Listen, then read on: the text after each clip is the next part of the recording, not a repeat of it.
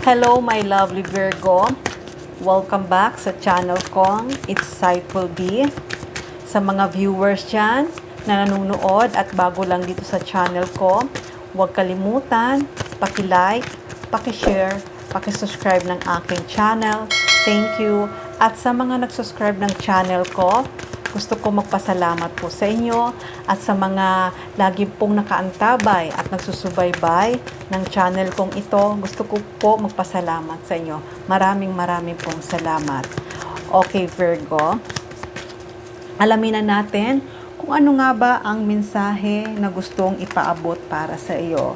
Pero bago yan, i-shuffle ko muna ang card na ito.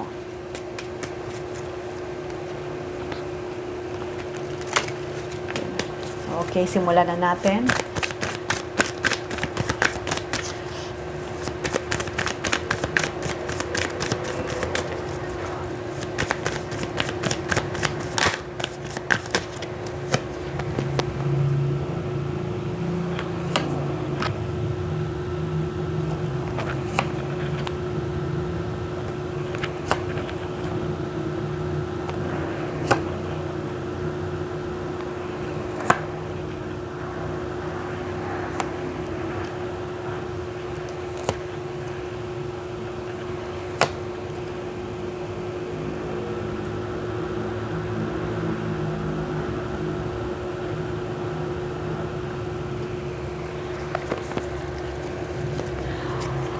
Okay, Virgo.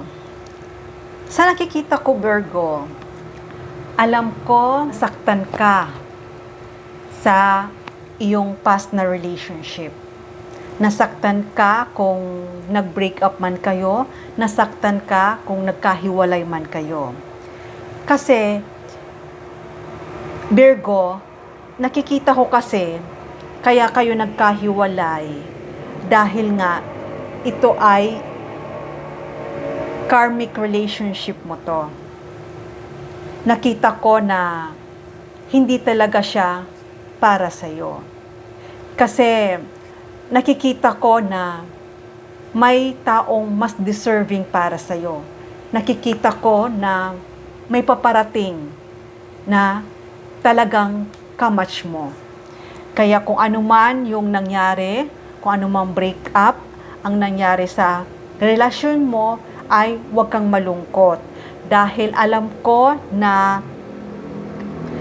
na-break na, nakaalis ka na sa toxic na relationship mo.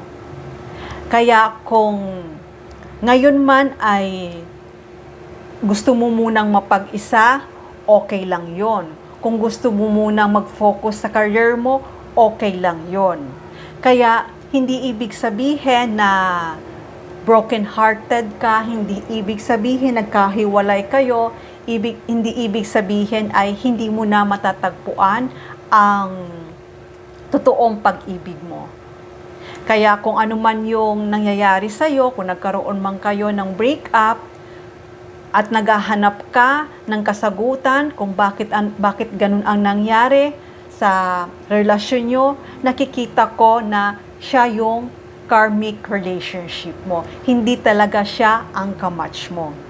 Kaya itong paparating para sa'yo, nakikita ko, huwag kang mawala ng pag-asa. Dahil nakikita ko na itong darating para sa'yo ay siya na talaga ang kamatch mo.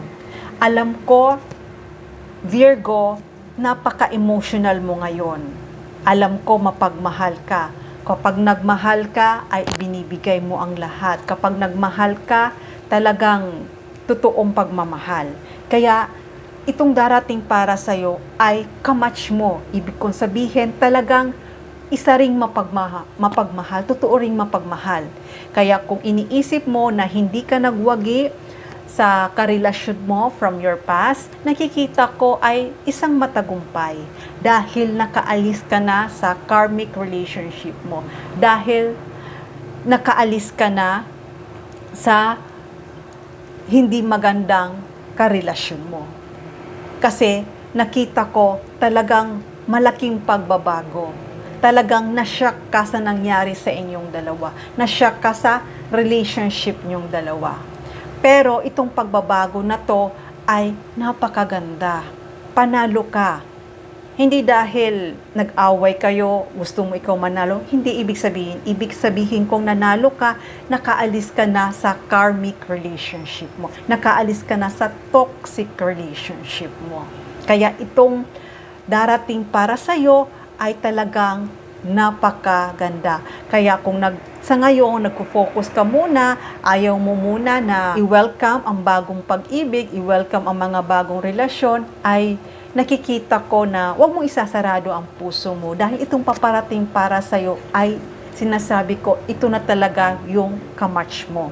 Alam ko sa ngayon, naghahanap ka ng kasagutan, alam ko sa ngayon, iniisip mo kung kailan siya darating, alam ko sa ngayon ay ang gusto mo talaga, yung talagang taong magmamahal para sa'yo.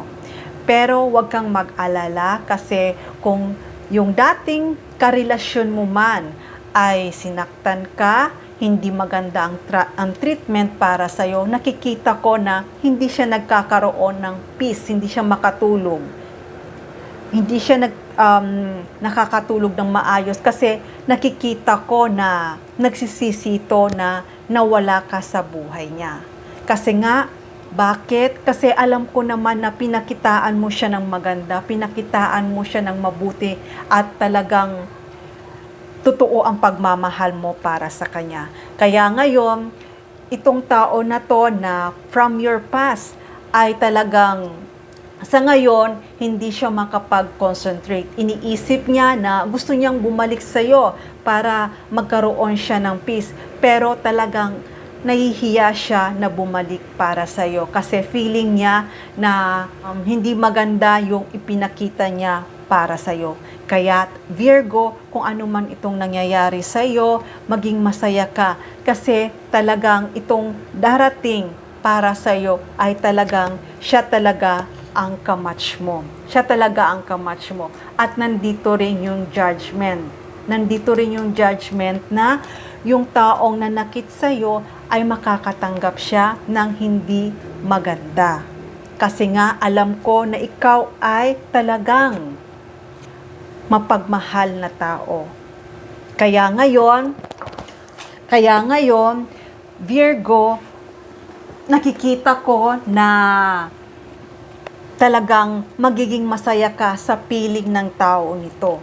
Kaya kung iniisip mo na hindi na ba babalik ang dati mong lakas, hindi na ba babalik na maging masaya ka, nakikita ko na magiging masaya ka pa rin.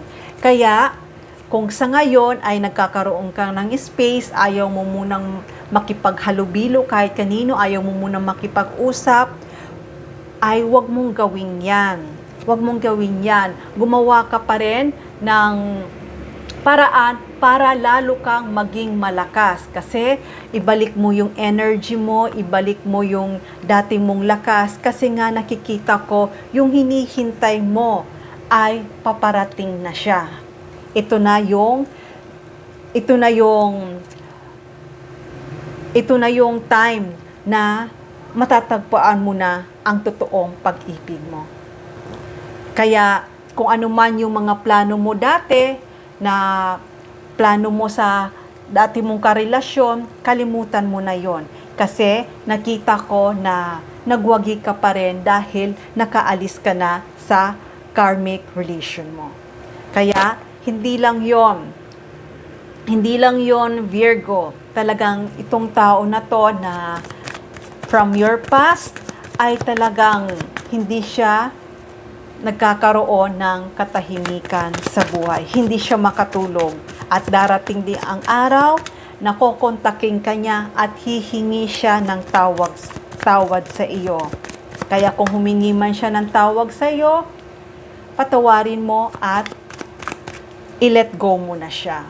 Kasi itong paparating sa iyo na hindi mo alam ay siya talaga ang totoong pag-ibig at yung kay tagal mo nang hinihintay.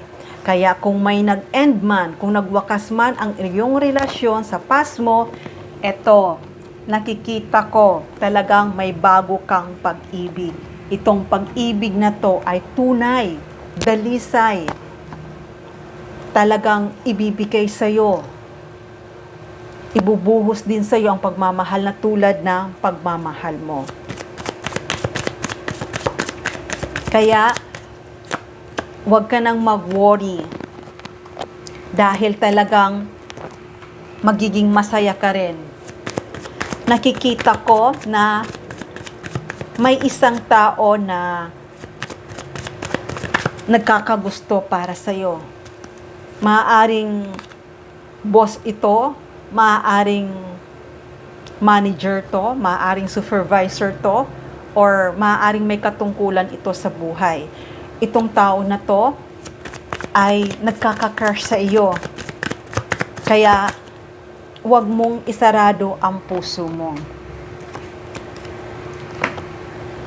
Ayan, Virgo, nakikita ko na talagang mamimet mo na siya, paparating na siya, at nakikita ko na hindi lang isa ang makikilala mo, marami pa.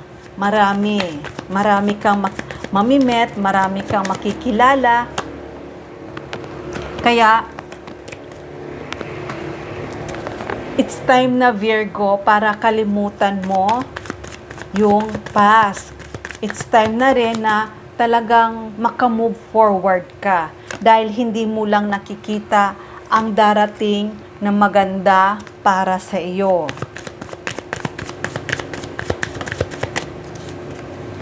Ayan. Ayan, Virgo. Nakikita ko na hindi mo kailangan magdalawang isip dahil mapi-feel mo rin yan sa sarili mo. Mapi-feel mo rin yan sa sarili mo na siya talaga ang totoong magmamahal para sa'yo at magiging masaya ka rin. Maaari ding na makilala mo ito sa party or sa mga events, itong tao na to. Or kung hindi naman, maaaring kasama mo na to sa trabaho mo. Yun nga ang sinasabi ko. Maaaring boss mo to, maaaring manager ito, maaaring may-ari ito ng pinagtatrabahuhan mo. Basta nakikita ko may katungkulan ito.